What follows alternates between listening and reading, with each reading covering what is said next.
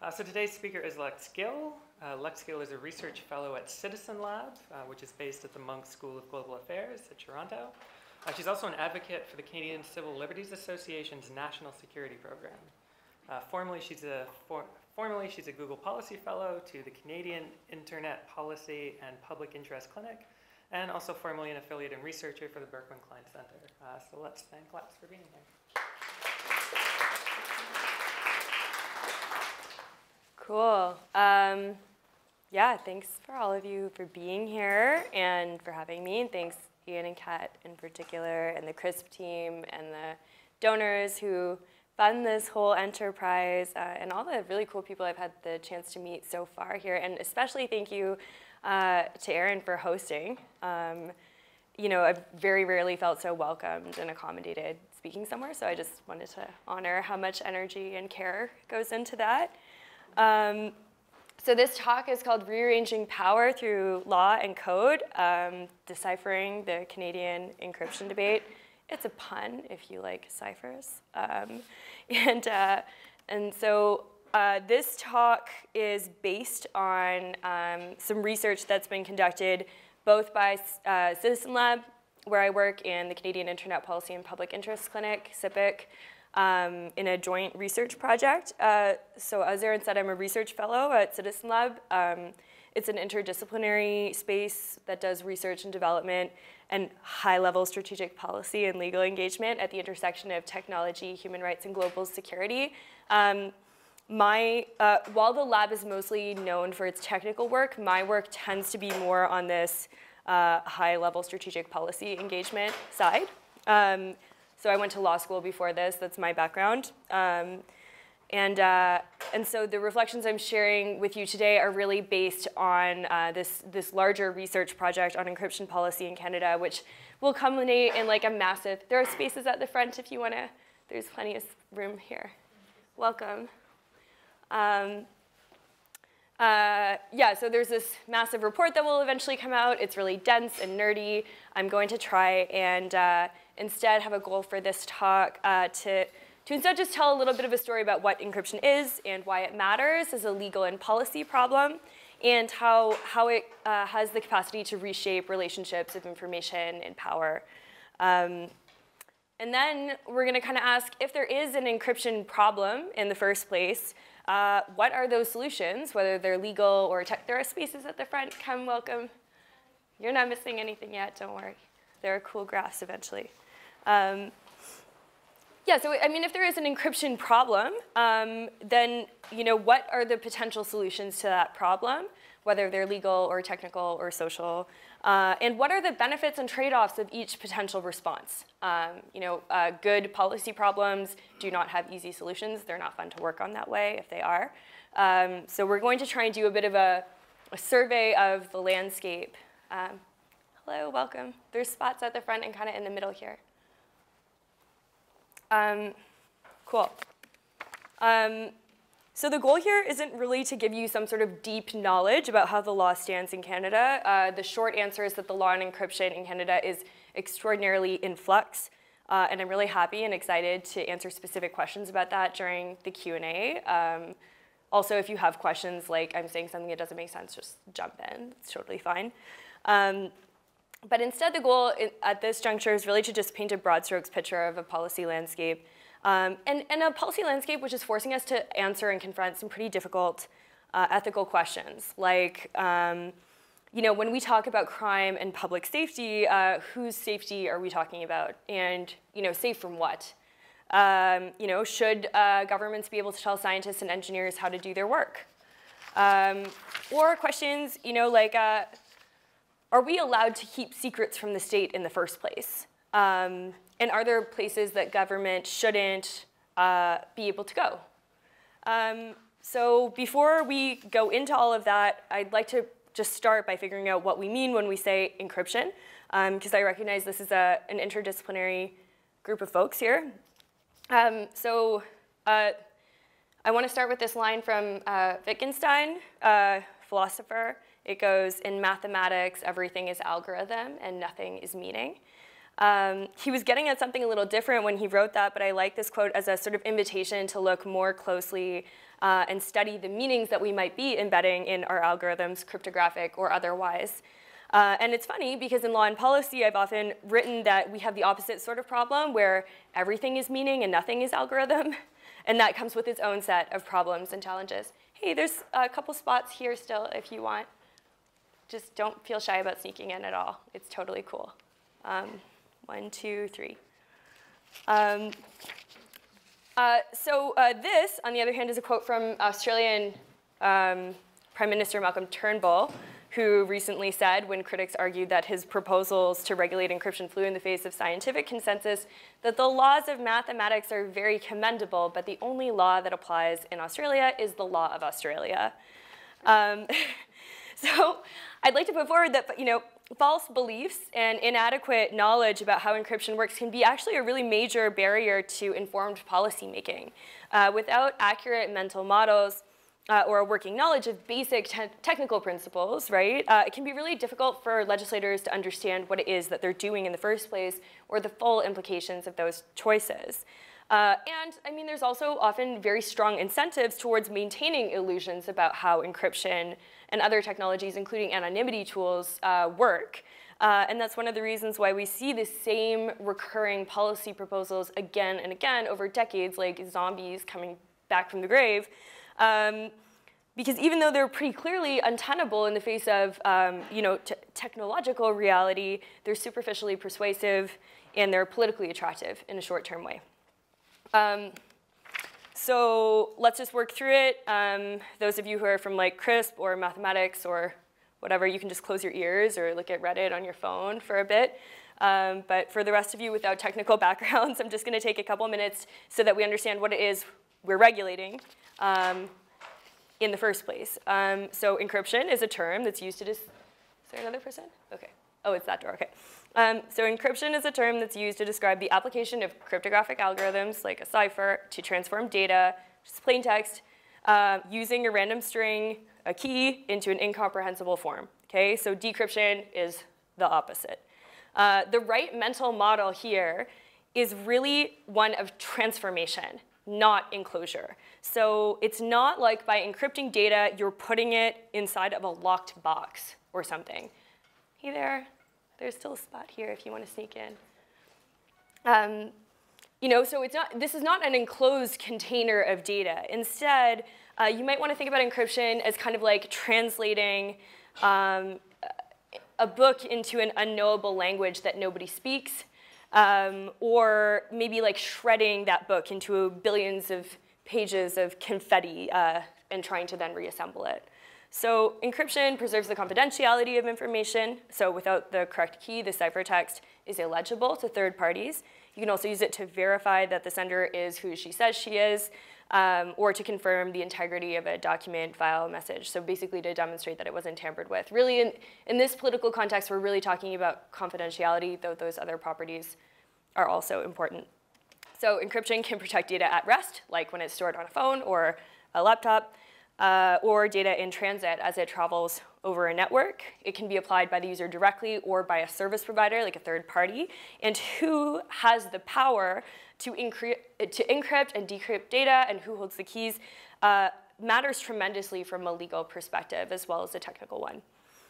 So when we talk about end-to-end encryption, we mean systems that encrypt a message so that only the devices at either end of the exchange have access to the keys required to decrypt. So in other words, the service provider or the intermediary doesn't have the ability to access the plain text form. We're all cool so far? Yes, OK, cool. So properly implemented modern cryptographic systems are capable of keeping information secure, even from governments and other powerful adversaries. It's because using these modern algorithms, it becomes almost computationally impossible to guess, right, the correct key through exhaustive search. So the number of possible keys to decrypt a given string of ciphertext is so unfathomably large that it would take, powerful supercomputers like till the heat death of the universe to decrypt the data that way. Cool. So this is really actually at the absolute heart of the policy problem. Modern cryptography creates a space that's beyond the immediate control or the immediate reach of the state. Okay, so just because of the mathematical fact that we're dealing with, efforts to undermine encryption don't tend to involve attempts to decrypt data by exhaustive search alone. That would be, almost impossible. So instead, attackers target weaknesses in the design or implementation of an encryption system, the physical computers that are involved in implementing it, or in weaknesses in the humans that use it. So it's therefore essential to understand that even properly encrypted data is only secure for as long as the key is kept secret. And it's also important to understand, just for, again, the folks without technical backgrounds, that while encryption generally renders the content of a message incomprehensible, the metadata that's associated with that content, whether that's email headers or call logs or timestamps or like location data, generally remains nonetheless legible to third parties. Cool? Okay, we're done now. You can open your ears. So in spite of all those caveats, encryption works. So Edward Snowden has said properly implemented strong crypto systems are one of the few things that you can rely on. And as you might imagine, neither intelligence nor law enforcement like this one bit at all. They call this problem going dark. And they've expressed pretty sustained concern over the last 3 decades that certain types of data that were previously available to law enforcement and intelligence in plaintext form are now increasingly encrypted at the moment of interception or seizure. Former FBI Director James Comey, our dear friend, has said, quote, "There is simply no doubt that bad people can communicate with impunity in a world of universal strong encryption." So from the perspective of government, this issue is just like a looming crisis, and it's getting worse by the day. It has this capacity to thwart serious criminal investigations and compromise foreign intelligence gathering. And just this past year, in fact, you've had leaders from foreign countries, Theresa May and other officials in the United Kingdom advocate for a complete ban on end-to-end encryption. And the Australian government, as we saw earlier, has also been really active on this issue, calling for control of encryption technology on the international stage, as well as proposing some pretty extraordinary legislation that would compel technology firms to undermine encryption tools at the behest of government, more or less. So from a strategic perspective, the perception that Canada is sort of lagging behind our closest allies on this going dark problem really appears to be a serious point of insecurity for the Canadian law enforcement and intelligence communities. So there's a full spectrum of policy responses that have emerged from backdoors and key escrow to compelled decryption. And we're going to talk about each of those in a little bit of greater detail in a bit. But before we do that, I want to question whether this going dark narrative makes sense in the first place. So Peter Swire and others have argued that, in fact, we're living in a golden age of surveillance. We have more data that is more freely available about more people than ever before. It's richer in both form and type. And the nature of our modern sort of technological ecosystem is such that we have types of information that could not have even existed about people 20 or 50 years ago. And so this starting premise about going darkness, shouldn't be something that we accept blindly in the first place. So there's a question about how to sort of evaluate these competing counter narratives, right? These are stories that we tell about what a technology is. And from my perspective, there's one issue is that while there's a huge amount of outcry from government, we have very little data on the subject.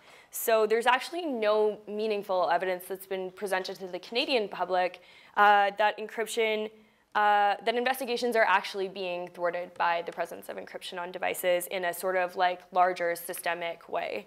The closest that we came was one situation in like late 2016 where the RCMP gave special permission to 2 journalists from the Toronto Star and the CBC and let them come in and look at the course of investigations in progress. And that resulted in a story where it was like the RCMP says that like encryption is ruining their ability to do their job. Of course, there were no independent lawyers who were involved in that process. There was no civil society representatives. There were no technological experts there. So, the information they got was just as good as what the RCMP wanted to give them. And so we still find ourselves in a place where we just don't have an awful lot of data to rely on. So that's an important question because it gets to the heart of the legal problem of necessity. You know, are these actually powers that you need? But first I want to talk a little bit about what's at stake in this debate.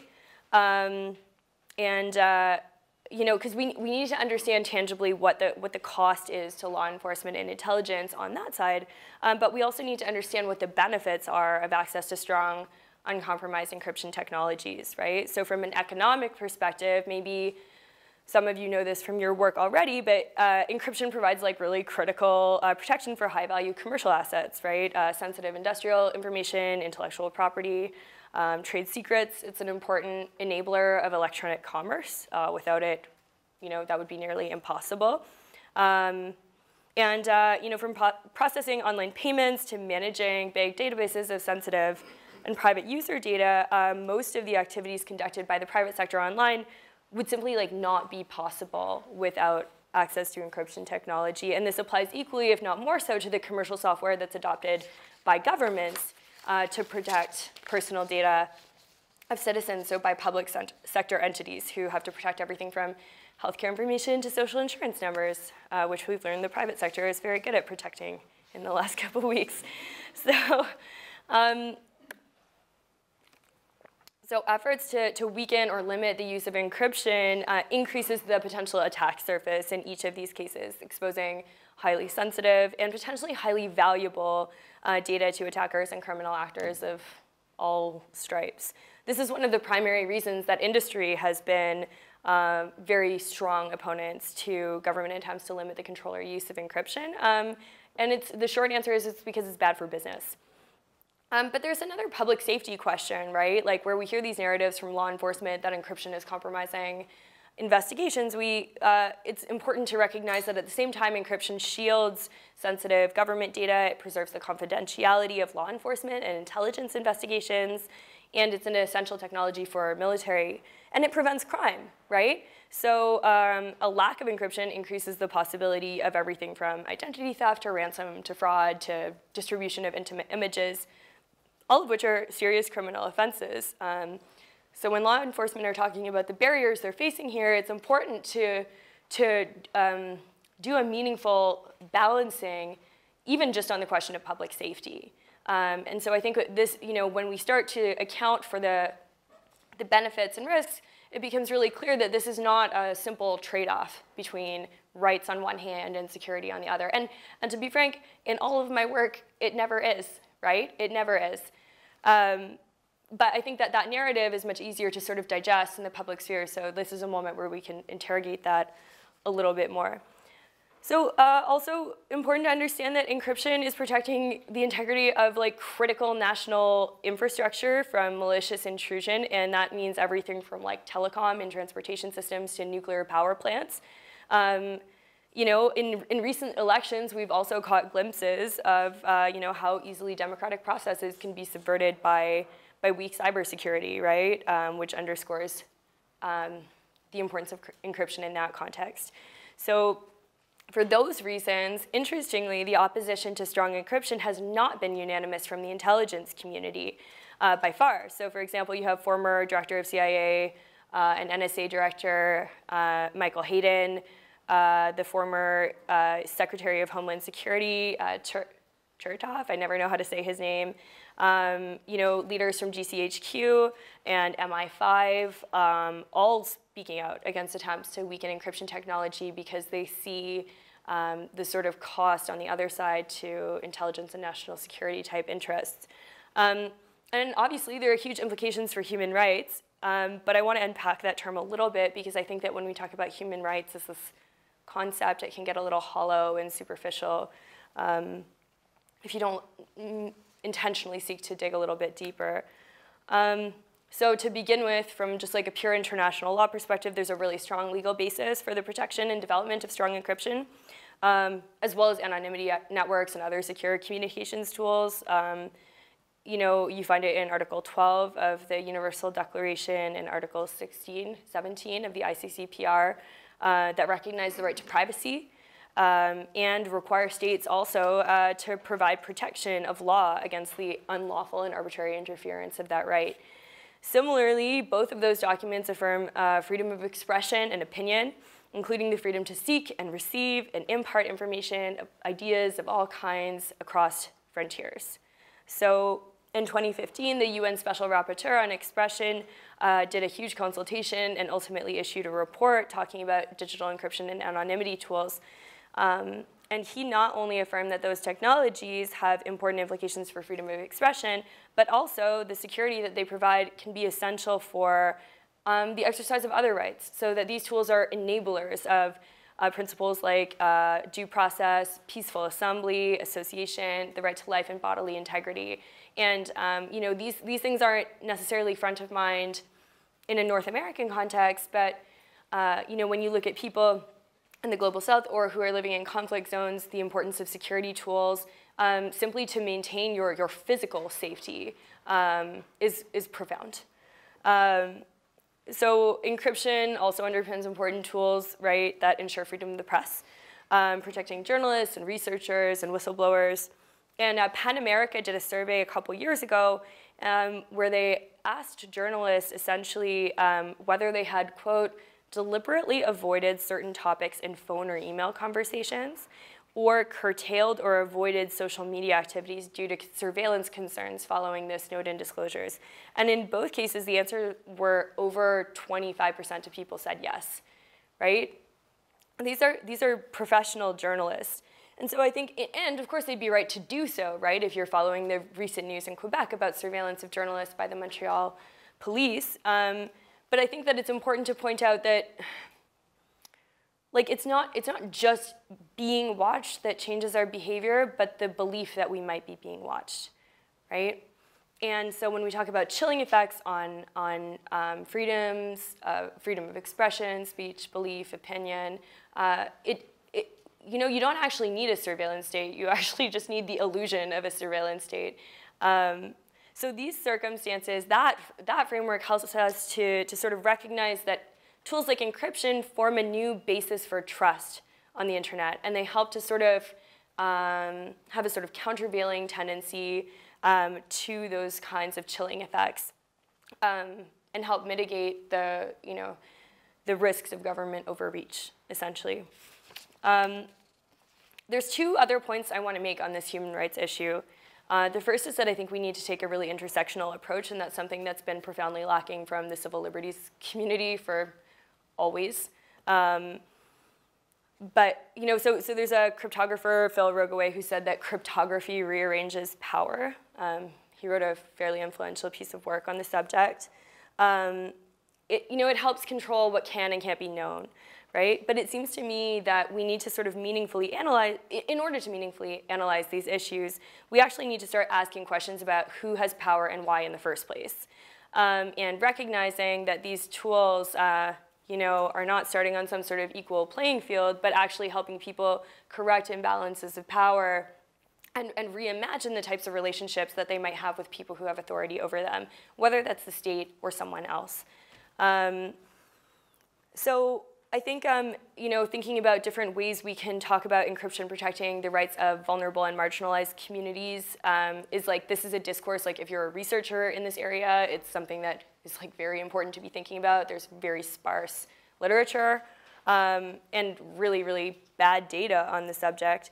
But we know that certain people, by virtue of their identity or their social status, are much more likely to be subject to certain kinds of state surveillance and scrutiny.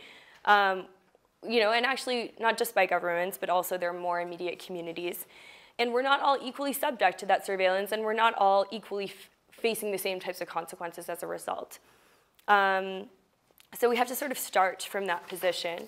I think, the other piece is that we need to take a more global approach to the subject. Often when I talk about these issues, there's sort of this refrain being well, the Canadian government isn't that bad, And we can actually have a debate about whether or not the Canadian government is that bad. But I think that it's important to recognize that these sorts of technological tools and systems are not neatly constrained by jurisdictional boundaries. And the targeting of encryption and anonymity tools by authoritarian governments during periods of social or political unrest has been really increasingly commonplace as a tactic to undermine freedom of expression and dissent and assembly.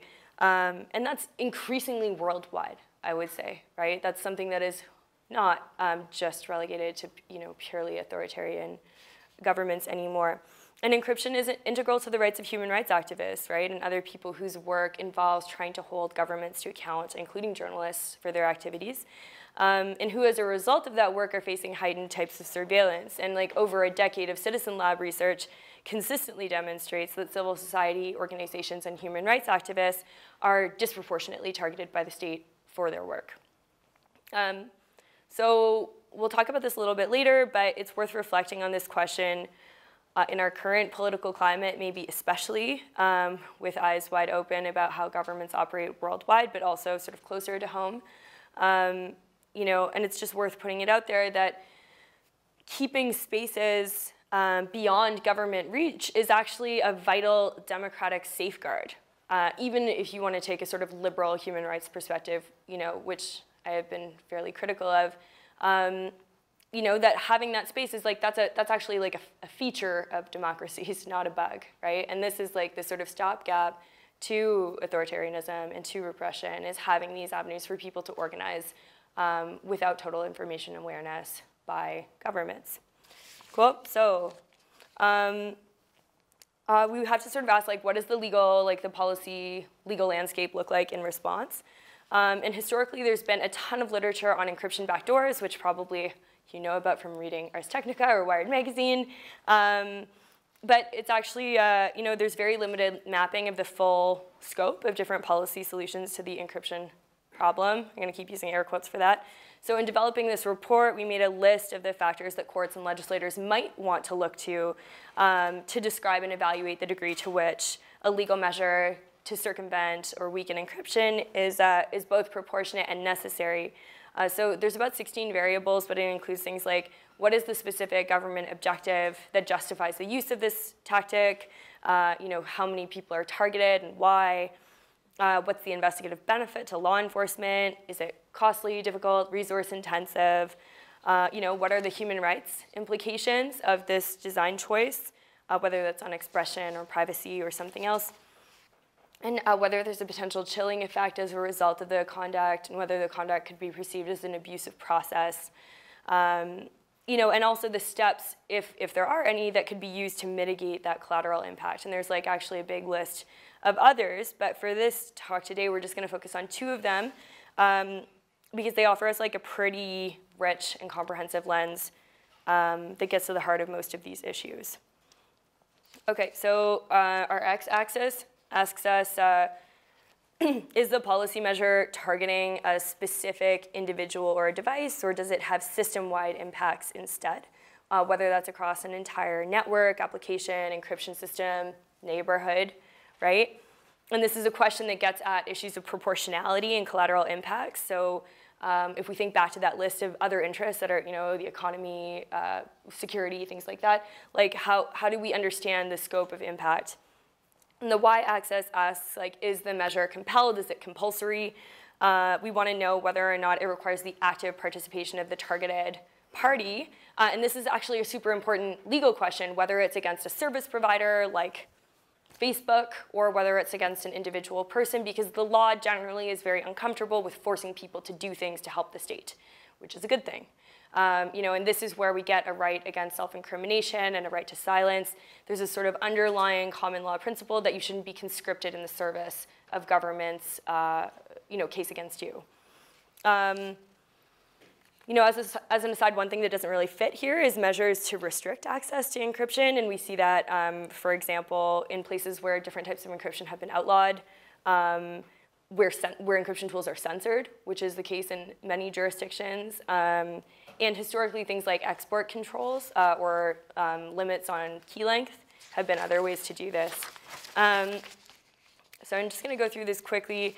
So this first category is probably the one that's most familiar to folks here. We're talking about like backdoors, key escrow systems, models that force companies to introduce system-wide weaknesses into their technology to facilitate government access.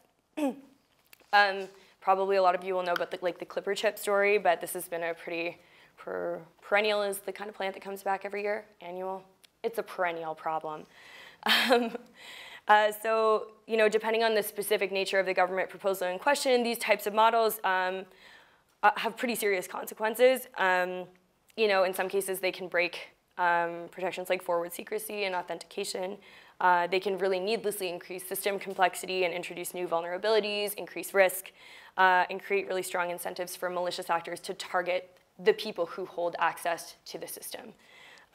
You know, so one of the metaphors I've been using to describe this is really it's a question of government asking for cheat codes, right? The problem is even if you have a cheat code that only you know and everyone knows that you're the person who knows the cheat code, eventually somebody else is going to find out, right? And so instead of talking about doors in whatever direction, I think it's better to kind of call it what it is, right? And that actually the amount of investigative friction, the difficulty in accessing encrypted data is actually is actually a feature of this whole system rather than a risk. So in this other category, there's kind of two things I want to put in this system-wide but not compelled category. One is covert efforts to undermine encryption at a sort of system-wide scale. So for example, the CSE, which is our Signals Intelligence Agency, helped the NSA about a decade ago. This is revealed by Edward Snowden. They worked together to weaken a random number generator called dual ECDRBG. For those of you who don't know, random number generators are very important in creating secure cryptographic systems. And if there's a known flaw, if there's a flaw, and particularly a known flaw, you can end up rendering encryption techniques vulnerable to attack. And so you had a situation where essentially intelligence agencies were knowingly propagating and legitimizing an encryption tool that put users at risk. And there's a whole fabulous backstory full of intrigue here if you ask me later. The other piece I would put here is voluntary industry collaboration. So secret agreements between either law enforcement or intelligence and private companies to undermine encryption tools. And one case that comes to mind is a recent case that happened in Quebec called Mararchi, which is a case with all kinds of fun details, but essentially BlackBerry ended up coming under a great deal of scrutiny. I know this is like BlackBerry's hometown, but essentially on the record of the hearing, it was shown that BlackBerry had provided the RCMP with a key that subsequently they were able to use to decrypt the quote is roughly 1 million pin-to-pin BlackBerry messages. And they handed that over more or less voluntarily.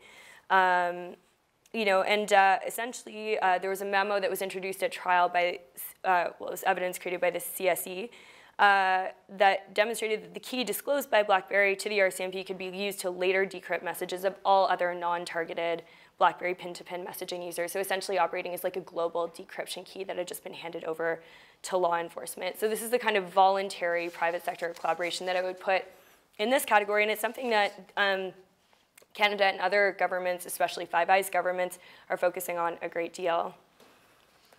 In this like targeted and compelled category, we're really talking about individualized measures that are forcing an individual person normally to participate in creating a case against them. So we're talking about decryption requests or requests for key disclosure by law enforcement, border agents, and courts. This normally goes under the shorthand of compelled decryption.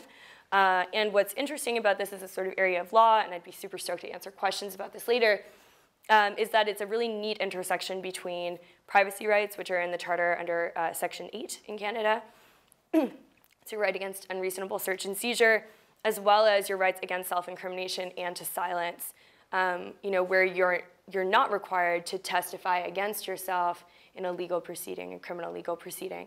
And so where the state is asking you to provide a password, you really end up in these situations where you're engaging these constitutional rights that historically have had nothing to do with each other, but kind of blend together in a really interesting kind of analysis. And what you might be interested to know is that the Canadian Supreme Court has actually never had a case on whether or not law enforcement or a court can force you to hand over a password. There's been some interesting Quebec Court of, well, there's one interesting Quebec Court of Appeal decision that says absolutely not. There's an Ontario case about fingerprint unlocked passwords that also suggests that this is not fair game.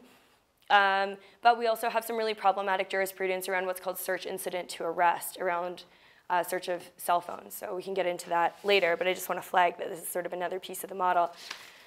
And then here we have like what we'll call targeted but non-compelled tactics. You know, and in this category, we're really talking about like almost like workarounds to the encryption problem that come with their own set of like fraught dilemmas. Peter Swire writes about this a lot. And it's important to understand this piece of it because there's a legal question about whether new police powers are necessary. And so when you get to this question of necessity, to point out that, look, like metadata and location analysis provide alternative measures. New metadata tracking and transmission powers were recently introduced into the criminal code with a very low standard. You know, so that's available to law enforcement. Traditional investigative techniques like boots on the ground, police in neighborhoods type investigations, you know, continue to work and continue to yield results. And again, we have to go back to this cheat code idea, right? It's like, you actually do have the powers to do this investigation in most, if not all cases, but you're looking for a, you know, a less labor-intensive way of doing it. So we have to sort of interrogate that. And then the other piece is state-sponsored hacking, which has many varieties. It's something I'm starting to work on a little bit. And this can be, you know, targeted and fairly innocuous. You know, for example, you can get a warrant to install a keylogger on somebody's device, and that is a targeted, very invasive, but a targeted surveillance method that has an authorization framework in the law, to things like mass hacking, right, that can result in, you know, say you hack Signal, right, which is a secure texting application, right, and that undermines Signal for everyone who uses it to get 1 or 2 or 5 bad guys, right? Like then you engage into a conversation about proportionality. And again, this balancing exercise where we're talking about whose security matters and collateral impacts on the security and well-being of other people who rely on these systems for their safety. In the Canadian context, I mentioned a little bit, there's not super fantastic or clear case law yet on these questions of compelled decryption. Telecoms, through these things called the Solicitor General's standards, have some decryption obligations, but they don't have obligations to use certain kinds of encryption systems or to break their own systems. So essentially, they do this through licensing. To use Spectrum in Canada, you need to have a license, and so this is how they impose these obligations on telecoms. So there are some decryption obligations, but that doesn't interfere, for example, with your ability to use like iMessage or Signal on your phone.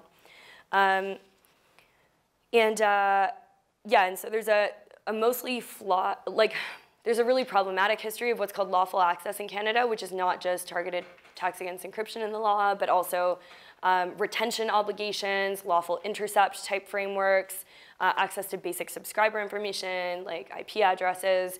And so this is all part of a big package that gets called lawful access, and at varying times in Canadian history, we've had encryption-related proposals, most of which have failed, including in Bill C-30, which was, if you remember, when Vic Taves said, you're either with us or you're with the child pornographers, it was that bill.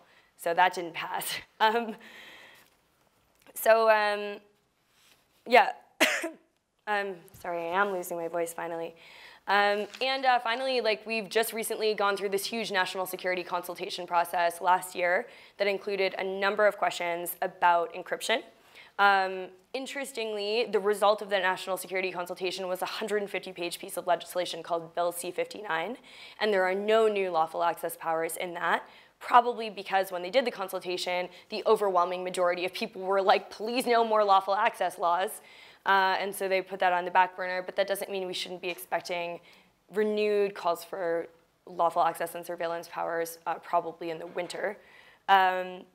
What is an interesting piece of Bill C-59, which most people don't understand or are struggling to understand, is it expands the mandate of the Communication Security Establishment. So again, that's like our NSA, and it gives them a full new range, well, new, arguably, range of active cyber operations powers with pretty much no limits on the way those powers are exercised. So this is essentially like a hack the planet mandate where CSE can engage in offensive cyber operations. And there's no particular safeguards in place for things like undermining encryption tools like Signal or anonymity networks like Tor. So there's a potential that CSE's new activities can have a really serious collateral impact on human rights, not just in Canada, but also globally, right? So I wanted to leave lots of time to talk and hang out, and so I wanted to have a conversation a little bit about the bigger questions and ethical issues that these types of problems raise, particularly because there are computer science people, engineers in the room, but also people who may end up working for government. But first I want to just talk about 3 last problems that will help feed into this conversation. The first is what we're calling the curious case of the chicken wing thief. Does anyone know what an IMSI catcher is? Yeah, a couple people. They're sometimes called stingrays or mobile device identifiers. They're basically little boxes that imitate a cell phone tower, and they trick your phone into connecting to it, and your phone basically spits out a bunch of identifying numbers that can be used to track you across space and time. They can also intercept communications, but in Canada, they only use them to capture device identifiers. Anyway, they not only can they interfere with the 911 network, but they're also mass surveillance tools. So when you deploy this thing in a given territory or neighborhood, you're capturing, say, a kilometer radius of people's cell phone data, not just the targeted person that you're tracking or trying to de-anonymize. So anyway, there was a great story that came out about a year ago in Annapolis where they had used one of these, again, mass surveillance tools designed for spycraft to catch a guy who stole $50 worth of chicken wings. It happened. And why I want to tell this story is it illustrates a concept that we tend to call function creep, which is that technologies that we often adopt for serious criminal investigations or for national security reasons or to fight terrorism, once they become normalized in a particular system, it becomes easier to use them for less and less serious types of purposes, where the collateral impact on people's rights sort of become gradually disproportionate until you start doing things like catching chicken wing thieves with them. So that's part of the framing that I think we need to think about when we think do we want these kinds of surveillance capabilities? Do we want to break these kinds of systems? And the narratives used to justify doing that. The other piece I want to highlight is, even if you accept that the Canadian government is all or most of the time the good guys, right? Which we can have a conversation about, good guys do bad things all the time.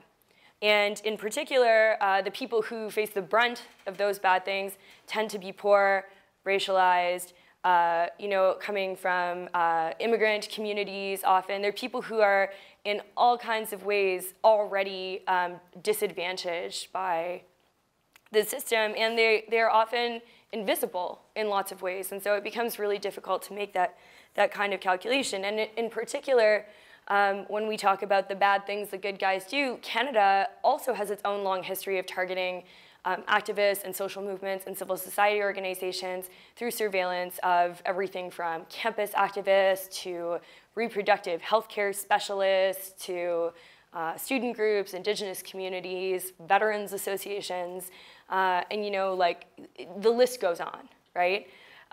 So I think it's important to just recall that governments make mistakes, they make systemic mistakes. Those mistakes represent systemic bias, even if you want to start from the position that they're the good guys.